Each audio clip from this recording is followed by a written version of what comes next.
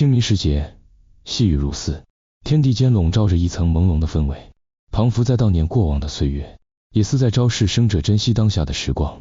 古诗中描绘的景象，至今仍然生动地展现在每一个春季来临的时刻，提醒着人们这个节气与节日的特殊意义。这个承载着慎终追远情怀的日子，并非凭空而来，而是历史长河中逐渐积淀下来的文化传统。关于它的起源，有着许多不同的说法。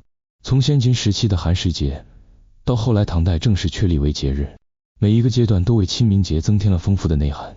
这一传统的演变，不仅反映了人们对祖先的敬仰之情，也体现了对自然规律的尊重。追溯源头，最早与清明节相关的节日是寒食节。据史书记载，寒食节起源于春秋时期的晋国，与介子推的故事息息相关。这位忠臣隐居于深山之中，不愿接受封赏，最终在一场大火中与母亲一同葬身林间。晋文公为了悼念他，下令禁止举火，于是人们只能食用冷食，形成寒食节的习俗。后来，这一禁火的风俗逐渐与清明节融合，成为扫墓祭祖的重要时间点。在农耕社会，清明时节恰逢春耕之际，天气回暖，万物复苏，正是适合踏青郊游的时节。因此，除了祭祖，人们也将这一天视作亲近自然的良机。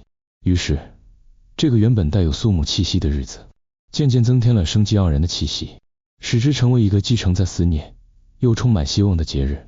关于清明节的习俗，各地各族皆有不同，但祭祀祖先是共同的核心内容。传统上，人们会携带贡品前往祖坟，整理墓地，焚香燃烛，以示孝道。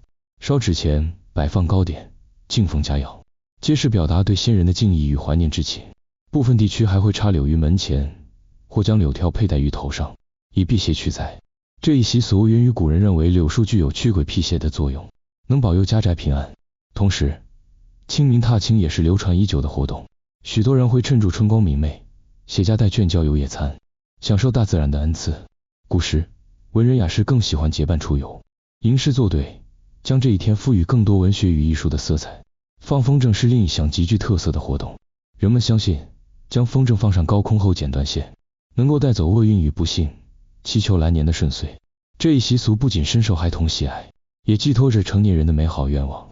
在某些地区，人们还会进行荡秋千、蹴鞠等娱乐性强的活动。这些传统虽然古老，但至今仍然能够在许多地方见到，成为清明节不可或缺的一部分。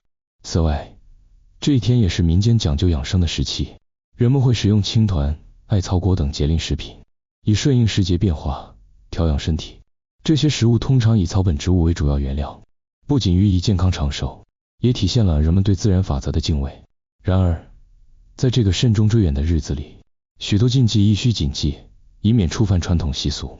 首先，扫墓时应怀抱敬畏之心，避免嬉笑打闹，亦不可在坟地照相，以免惊扰亡魂。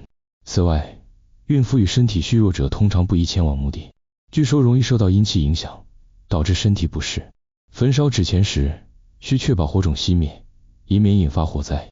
这一点在前兆多风的春季尤为重要。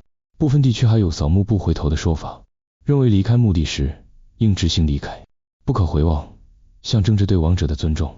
当然，这些禁忌在现代社会逐渐被理性解读，但许多人仍然选择遵循，以求心安。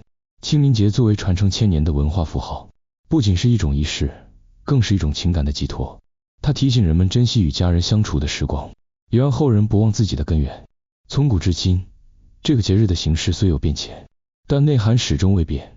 那份对祖先的思念与尊敬，依旧深深刻在人们的心中。